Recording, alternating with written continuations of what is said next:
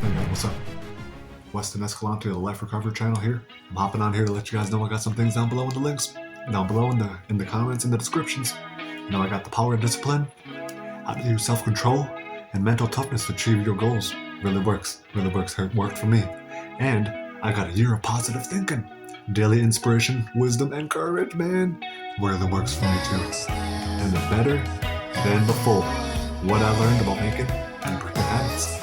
Those are all some books that are in the description below. I got the links below. I get commission off these, so please support, guys. Please support. Hey, hello guys, what's up? This is Weston of the Life Recovery channel on YouTube. It's popping off right now. I've been having 3 videos out that'll help you kick your habits, that'll help you get through your cravings, and many more. Alright, not today. We are going to be doing topic of today, which is living with a partner that is a recovering addict.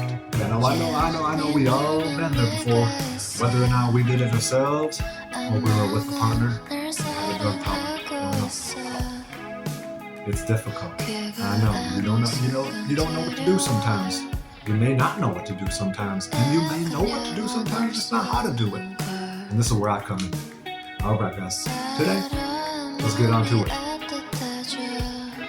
First one is present the problem to the person and how it affects you and their life. You know, how it affects you, your life, your job, your mental health. You can't be getting stuff done that you need to be getting done. You know, and just let them know how it affects them. You know, it changes them, makes them act like a different person. You know, has them doing things, going places that they don't normally go. Next up, remove any enablers. Removing the enablers.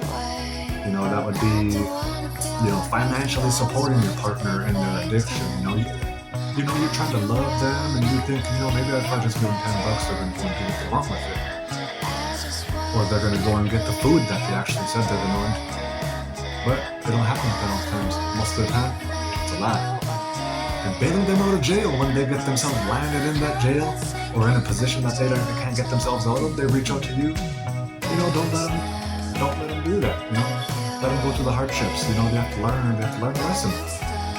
Paying their tickets, paying for other legal services. That's just another form of enabling. Using substances with your partner, that is one of the worst things to do.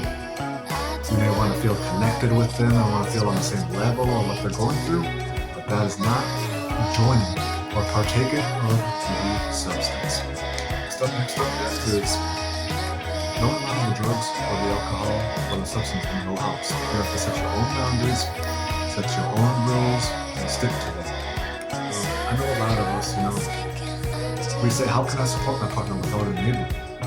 There's plenty of ways to do that, Which some of the ways is, offering support, helping them find meetings, helping them find programs that they can go to.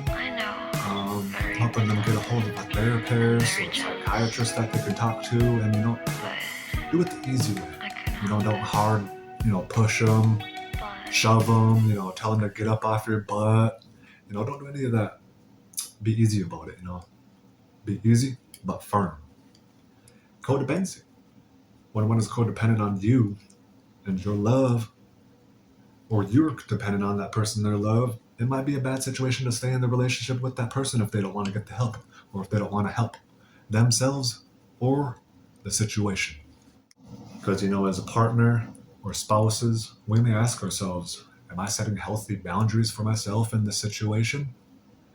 Am I letting the people in my life take responsibility for themselves, or am I taking the responsibility for them? Am I giving myself time for my own needs on top of helping my loved one with their problem?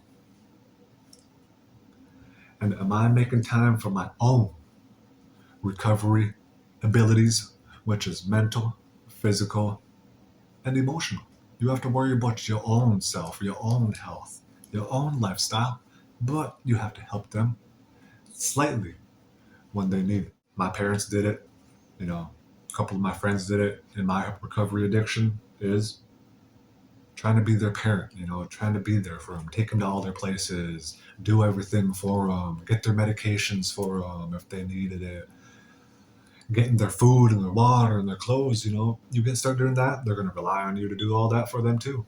On top of that, they're going to be doing the drugs themselves behind the scenes anyways when you're gone. You can't force a partner into rehab or force a partner, but you can help and you can aid and guide. If it's strong enough, if they're deep in it enough and they feel that they need the treatment, go ahead and let them do treatment. Help them find a treatment place.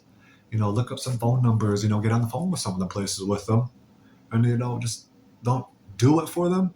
Just give them the numbers and the informations. You can call them up and then hand them the phone, but don't be doing it for them. They have to do it themselves. And if they don't want to do it, then it just shows that they're not ready to quit and commit to this love and this relationship. And, the commitment of healing themselves and trying to be a better person. Present options to stop. Give them options. That's another good thing. Present options. And help them do the options if they need it. Don't do it for them though, like I said before. Just give them a little assistance. Be there for them. Give them the pat on the back. The good jobs. Keep it up. You're doing great. I didn't get a lot of that in my recovery or whatever because I didn't choose to change my people, places, and things, which is another one. Change your people, change your places, change your things. That's another good one. Is helping your partner change their places they go to, or some of the things they do, or routines that they've been in, and some of the places that they have socialized or normally gone to or whatever, because those can bring back the memories, vividly or not, and can mistakenly lead them down the path again. Changing friends, music, places I went. That's what I had to do. I had to change everything. I had to reset my brain, reset my soul, and reconnect a different way. I had to start going to meetings, getting involved in the community. It was good in the end. In the long run, it was worth it. Really worth it. Certainly, some of the resources that I've looked up personally is Al-Anon. They helped out a little bit. Any outpatient treatment place or just any sort of behavioral specialty place was good for me too. Looking up them YouTube videos about triumphant recovery stories or what the particular people went through and how they survived and how they got through it, and those really helped me a lot too. And just going to Narcotics Anonymous meetings and AA meetings or any kind of support meetings were really good for me in that. But like I said before, not everything works for everybody. Find what works for you and your spouse. Find what works for your partner, and find a plan, a routine, and a schedule, and stick to it. All right, guys. Thank you. Thank you very much for tuning in. Some learning education tips for you and your partner if either one of you are in drug recovery or life recovery. Thank you. See you guys.